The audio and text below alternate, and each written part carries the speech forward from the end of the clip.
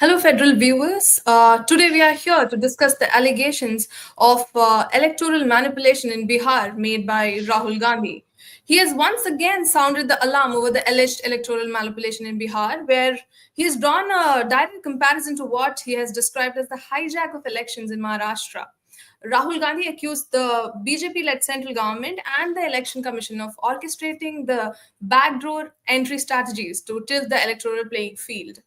We speak to senior journalist Puneet Nicholas Yadav to break down the implications of these claims. Thank you so much, Puneet, for joining us. Rahul Gandhi's Bhubaneswar speech echoes his earlier accusations of voter roll manipulation in Maharashtra. Now he has made the same claims about Bihar, saying that there have similar attempts being made here. So, what are Rahul and the wider opposition opposing apprehensions about the SIR? Well, thank you, Shweta. Well, you see, the apprehensions are what they've been saying, of course, for a long time, that the entire electoral system has been manipulated in a way that enables repeated and big victories for the BJP and its allies. Now, with regard to Maharashtra, we all know the Congress, the Shiv Sena of Uddhav Thackeray, as well as Sharad Pawar's NCP, have all been saying that there was a huge difference in the number of votes, number of voters who joined the voting process in the Maharashtra Assembly elections compared to the Lok Sabha elections, which had been held just a few months earlier. Rahul has been saying that over a crore voters were added to the voting list between the Lok Sabha elections and the Maharashtra Assembly elections, even though the difference between the two was hardly 4 to 5 months. And so, where did these 1 crore plus voters come from is a question that Rahul and the opposition have been saying the Election Commission has not answered till date. And they've been repeatedly, of course, raising this constituency-wise. They've pointed it out of how many how many voters were added in each constituency, including the constituency of Devendra Fadnavis. With regard to Bihar, the allegation is, or the apprehension is slightly different. The difference being, while in Maharashtra, the allegation was of adding a crore plus voters, the apprehension in Bihar is that the ongoing special intensive revision of the electoral rolls, which started on the 1st of July and has to be concluded by the 1st of August. The 1st of August, the new rolls have to be issued, have to be published. The apprehension there is that there will be wide-scale deletions of voters in Bihar. There are various estimates that different political parties, activists, the election watchdogs like ADR have given. But by and large, the suspicion is, or the apprehension is, that out of the 8 crore odd voters that Bihar has, close to 2 crores may be deleted. If the SIR is allowed to take place in the format in which it was initially announced. That is the basic apprehension. And the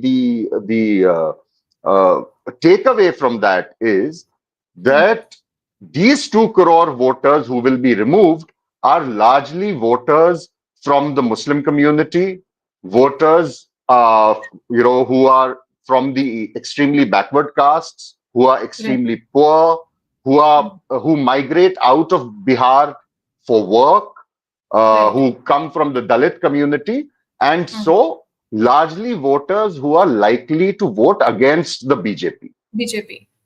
Which would naturally give an advantage to the BJP, JDU, LJP combined, the NDA in Bihar. That is the apprehension. Of course, we'll have to wait and see how it pans out. But as of now, that is what the opposition has been saying. And so have activists and election watchdogs. Right, right. But talking about the that election commission has been allowed by the Supreme Court to continue revising electoral rolls in Bihar, even as opposition leaders are alleging, and election watchdogs are alleging that there is a political motive behind the timing. Can you break down the Supreme Court order for us? Yeah, so you see, the Supreme Court order, you rightly say, has allowed the process to continue. But Right. now there are caveats to that process. It's not a blanket free pass to the EC. The significant changes that have come in subsequent to the Supreme Court's order are that, one, in the original order issued by the Election Commission for conducting the SIR, they had mentioned a list of 11 documents which will be considered as valid documents for to allow a person to stay on the electoral roll. Mm. That 11 document, even the Election Commission had been saying, is not exhaustive. It's not an exhaustive list. But the Right. unfortunate part was that while the Election Commission had been saying it is not an exhaustive list, it was not clarifying that beyond these 11, what are the other documents that they will accept? And that Right. was the case. So the case, when it was heard yesterday in the Supreme Court, Mm. the counsel for various petitioners, there were six petitions that were taken up for hearing. Petitions filed by the ADR, by Trinamool Congress's Mahua Moitra, by the RJD's Manoj Jha, by Mm. Yogendra Yadav, who's an activist, by PUCL, which is an organization, and by a group of 9 India bloc political parties, which includes, of course, the Congress and the left parties and all of that. Now, Mm. the counsel for the petitioners had argued that why are you restricting this only to 11 documents, Right. especially when out of those 11 documents, there are certain documents that don't even apply to Bihar. So Right. that list of 11 documents Mm. laughably included the NRC. Okay, now everyone knows that the NRC certificate only applies to the state of Assam as of now, because NRC has only been conducted there. It has not even been conducted in Bihar. Right. So why have you put in that document as a requirement, one of the documents that are required? So, and the other irony was that various documents that are part of that 11, to get those, like for instance, a passport, Right. what has been made mandatory over the last 11 years to say apply for a passport is that you need to have an Aadhaar card, Right. right? Yeah. Yeah. Now, the argument was that in those 11 documents, Aadhaar is not one document. Ration card will not be accepted. Even the voter ID card, whose only purpose is to allow a person to cast his vote, Vote. even Yeah. that was not part of those 11 documents, Mm-hmm. right? So the petitioner said that these 3 documents should be added to that list so that it becomes easier, because in terms of whether it is a passport, whether it is NRC, which anyway doesn't apply there, uh, or matriculation certificate, Right. whole lot of people in Bihar do not have passports. Right. The Yeah. passport penetration in Bihar is very, very little. It's, I think, about 2.5 or 3.5% of the total population.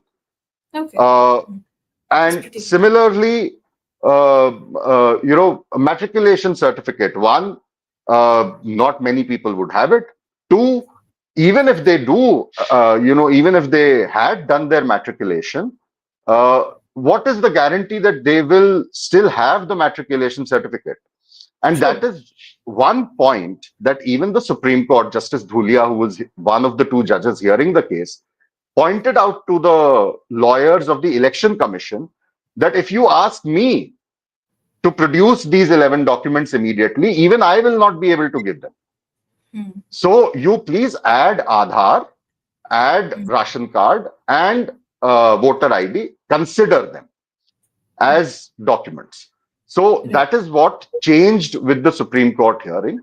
The second thing that changed with it is that the Supreme Court has said till 28th of July, when the petitions will be heard further, till the 28th of July, no publication, even draft electoral rolls, forget the final electoral rolls, but even the draft electoral rolls cannot be published.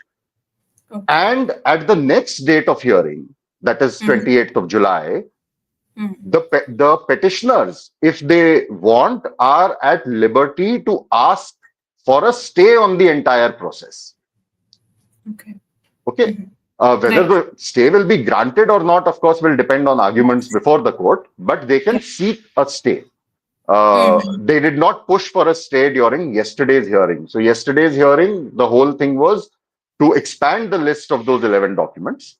Right. And so with these caveats, the Supreme Court said that, okay, you consider these 3 additional documents as valid and don't publish the revised electoral rolls, but you can continue the intensive revision. Right. So there are now caveats which did not exist before the hearing. Yeah. All right. So, like now that we see, do we see this the Supreme Court verdict a win for the opposition as it has been claimed?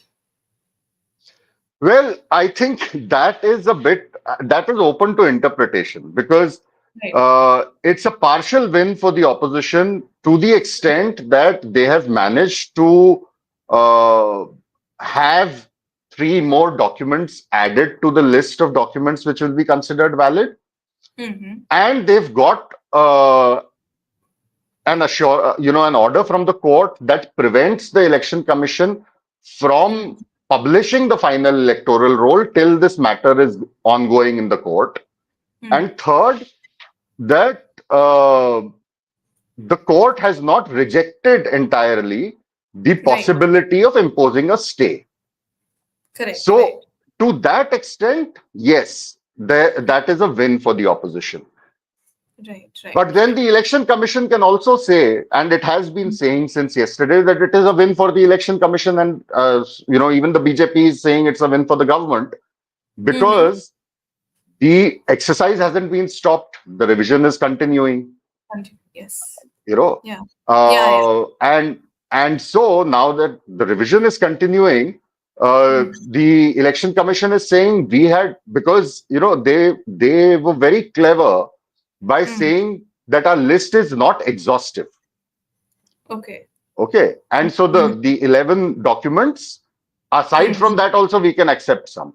So they are saying that this whole thing that the voter ID has been added at the Supreme Court's behest doesn't really mean much because the enumeration form that a voter has to fill up already carries the voter ID number. So we were always there. We were always open to voter ID. That is what the Election Commission has been saying. So it is, as I said, open to interpretation on whose win it is. But yes, the opposition certainly can claim that it has managed to at least alter the revision that was envisaged by the Election Commission to some extent by having these documents added. Whether after the 28th of July, when the next hearing happens, whether the Election Commission still considers these 3 documents as valid is still a question mark. Although, because the language of the order of the Supreme Court is consider the document. It does not say accept it. It says consider. In law, a lot of games are played with the wording. So the Election Commission yesterday during the hearing repeatedly pointed out, and rightly so, that Aadhaar is not a proof of citizenship. Whereas to be a voter, you have to be a citizen. Now, the fears associated with that kind of an identification of whether, they are trying to identify and deport illegal migrants, is it a backdoor entry for an NRC? Those fears are still very real. But at the Mm-hmm. same time, what the Election Commission is saying that Aadhaar is not a proof of citizenship and so cannot be a document for allowing a person to Election vote. vote. Uh, Yeah. at least legally is not Mm. wrong. Right, right. So the Supreme Court did tell in oral observations, strangely, this is missing from the written order. But in the Oh. oral observations, the Supreme Court told the lawyers of the Election Commission Mm-hmm. that you consider these three documents, Aadhaar, voter ID, and ration card, as Mm-hmm. of now. Right. And after scrutiny, if you think that you will not accept it, you may not accept it. This was Okay. said during oral arguments. Mm-hmm. But when the final order came, and the order didn't come yesterday, the order came just this morning, the Mm-hmm. written order. In the written order, this second aspect is not there of the Supreme Court, the Election Commission having the liberty to reject Aadhaar after initially accepting it, because Mm-hmm. the court did say that if you reject it, you have to cite reasons of why are you rejecting. Rejecting Aadhaar as a. So yeah, so we'll have to wait for the 28th of July and see Mm-hmm. whether that hearing the Mm-hmm. court sticks to the stand that Aadhaar has to be accepted, or Right. whether it goes by the election commission Mm-hmm. and says that the election commission stand that we will not accept ration card Mm-hmm. or Aadhaar because these aren't proof of citizenship. That is still a bit of a nebulous thing. We'll have to wait and see. Right, right. Now that we see that Congress is pitching this issue as a fight between constitutional democracy and authoritarian overreach, Rahul Gandhi framed it as a part of a larger pattern of election manipulation. So, is this messaging gaining traction among voters, or is it largely just restricted to opposition echo chambers and party loyalists being that discussion? You see, Shweta, the thing is there are two ways of looking at this. One is whether this doubt that your election is being stolen from you, your mandate is being stolen from you, whether this doubt has come into the minds of the people and gone beyond just political rhetoric. That is one aspect of it. And to that, I think to a great extent, yes. And in fact, even when, Bihar, of course, we'll have to wait and see because the elections have to happen. But when Maharashtra elections were happening, when Haryana elections were happening, when Lok Sabha elections were happening, and journalists like me, when we were traveling on the ground, visiting constituencies, voters did say that we don't know whether who we vote for is going to get elected or whether our vote is going to be stolen. So that fear, that kind of a doubt in the electoral process exists.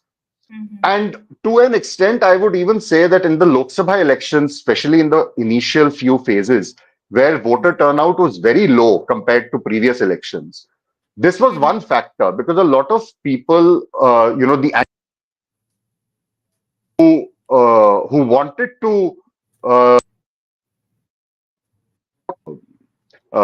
against the BJP Mm-hmm. felt that there is no point of going and voting because whoever we vote for, the vote might just go to the BJP anyway. So that kind of Mm-hmm. a doubt was there.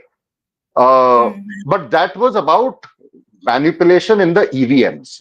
We have now Right. come at a stage where the allegations have moved two steps ahead. It's no longer about manipulation of EVMs, it's about mass additions or mass deletions of voters themselves from the Right. voting list. So this is a Mm-hmm. different kind of a allegation from compared to what we were hearing during the Lok Sabha elections. Mm-hmm. And this does not do any good to the credibility of the Mm-hmm. election system. You know, Right. now Right. now the second aspect of it is whether this is enough for the opposition to win an election. Now the irony there is, on the one hand, you're saying that the election is being manipulated. On the other Right. hand, if you think that if the election is being manipulated, how do you expect to win that election if it is already manipulated? Right, right. So, that doesn't add up. And I don't think people, by and large, will Hmm. sit at home and, in large numbers and not go out and vote because of this narrative. I think they will still go and vote. Hmm. They may still harbor the doubts, but they Hmm. will still go and vote for whoever they choose to vote. And I don't think, at least in terms of an electoral issue, this is going to play to the opposition's advantage. If at all, there may be people who, like I said during the Lok Sabha election, did not go to vote Right, right. because they thought their vote may be stolen. Uh, so that actually is a disadvantage for the opposition, not an advantage. So there Hmm. are two ways of here, of looking at it. I don't know which way it pans Hmm. out in Bihar, but Right. yeah, I mean, there are certainly doubts in the minds of people with regard to the integrity of the electoral process. Right.